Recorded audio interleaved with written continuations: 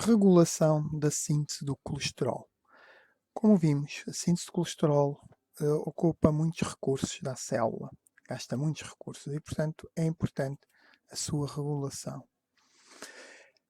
Além disso, o colesterol, ao contrário das outras, dos triacilgliceróis ou dos glicídios que vimos nos vídeos anteriores, é fundamentalmente uma molécula estrutural e para a síntese de outros compostos.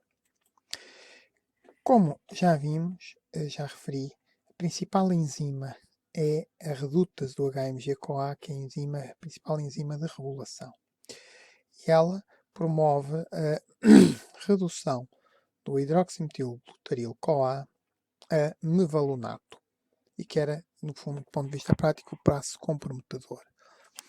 E esta redutase é induzida pela insulina, especialmente via CREP, sendo inibida quer pelos fármacos, as estatinas, quer pelo excesso de colesterol. O aumento do colesterol inibe a redutase, fundamentalmente reprimindo por uma inibição que impede a ativação do CREP e, portanto, impede que seja transcritos os genes para a redutase, bem como outras enzimas envolvidas na síntese do colesterol. Além disto, esta enzima também tem uma forma ativa desfosforilada e uma forma inativa fosforilada. Como tal, teremos necessariamente uma sínase e uma fosfatase. A sínase é a sínase dependente do AMP, chamada AMPK, e que, quando há níveis elevados de AMP, quer por alguns mecanismos de sinalização celular, quer quando há baixa de energia na célula, ao fosforilarem esta redutase, impedem a sua atividade, impedindo assim a síntese de colesterol quando os níveis energéticos na célula são mais baixos. Esta AMPK, já vimos que ela é ativada por uma sínase AMPK, que por sua vez é ativada pela PKA.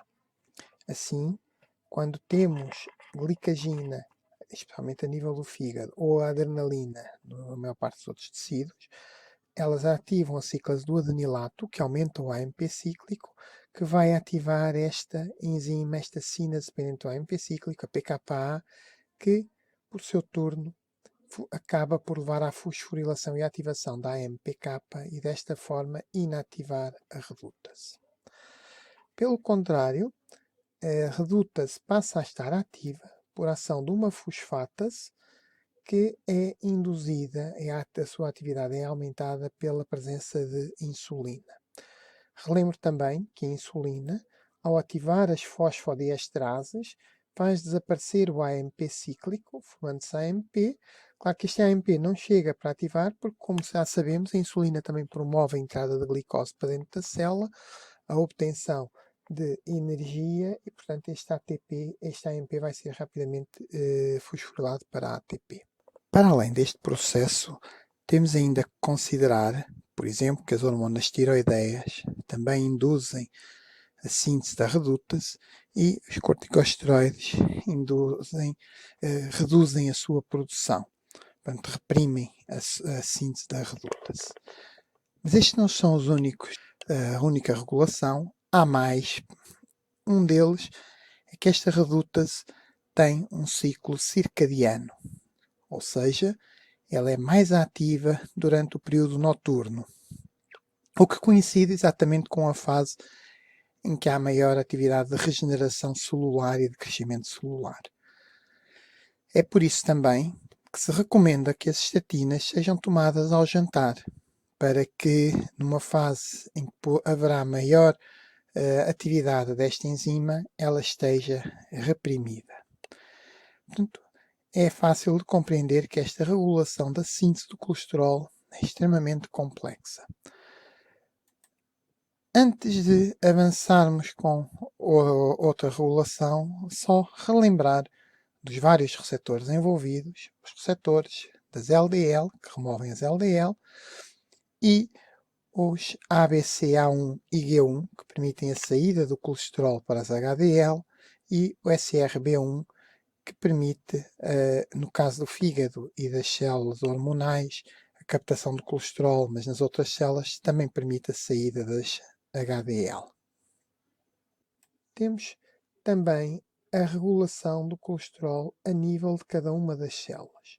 Como já vimos, uma das principais funções do colesterol nas células é a sua presença nas membranas. E as células podem sintetizar o colesterol, acabámos de ver, mas podem captar o colesterol e fundamentalmente vão captar o colesterol a partir das LDL.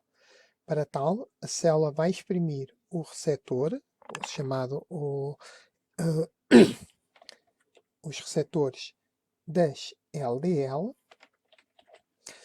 e que vão reconhecer especialmente a ApoB100. A LDL é como que fagocitada, vai ser digerida, o seu conteúdo libertado, os aminoácidos podem ser reciclados e o colesterol vai para uma pool de colesterol. Sendo que o receptor vai ser, bem como o fagolisosoma que se formou, vai ser regenerado e pode voltar para a membrana para captar mais moléculas, mais lipoproteínas ricas em colesterol, mais LDL.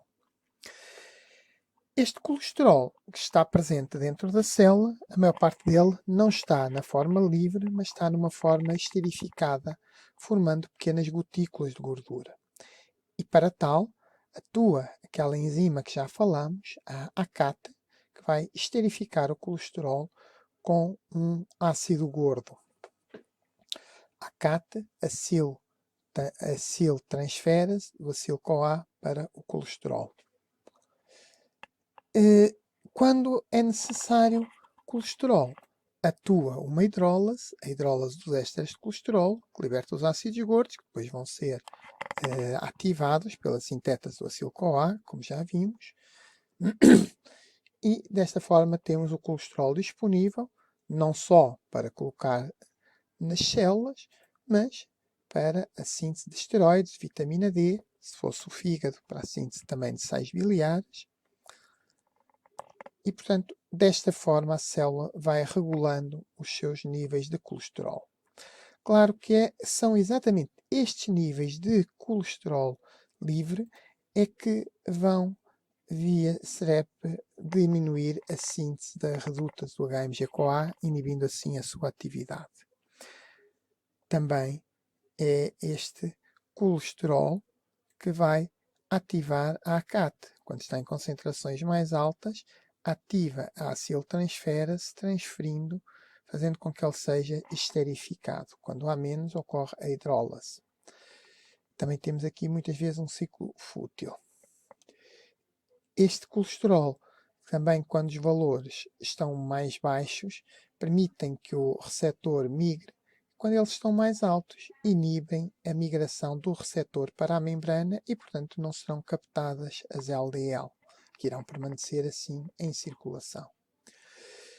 Por fim, quando também há colesterol, pode ser ativado os receptores, que já falei deles, SRB1, ABCA1 e G1, que vão permitir a saída do colesterol para a membrana e a ligação às LDL, especialmente no caso SRB1, a ApoA1, a ABCA1 e G1 via LCAT para as HDL e desta forma ocorre a esterificação do colesterol e a entrada para dentro da lipoproteína.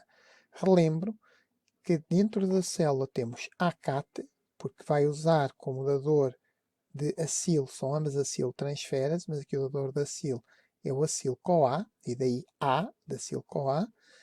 No caso das lipoproteínas, como não temos o acil-CoA, temos fosfolípidos, então o dador vai ser o fosfolípido, particularmente a lecitina, e daí chamarmos a LCAT.